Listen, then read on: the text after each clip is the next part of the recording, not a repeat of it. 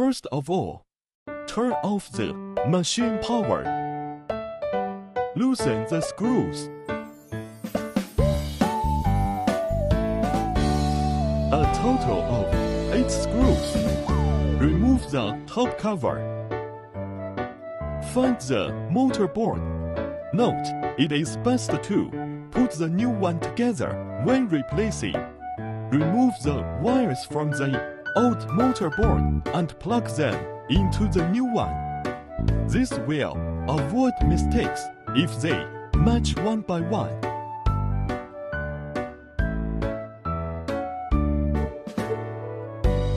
After replacing all wires, start removing the screws on the old motor board. At last, put on the new motor board.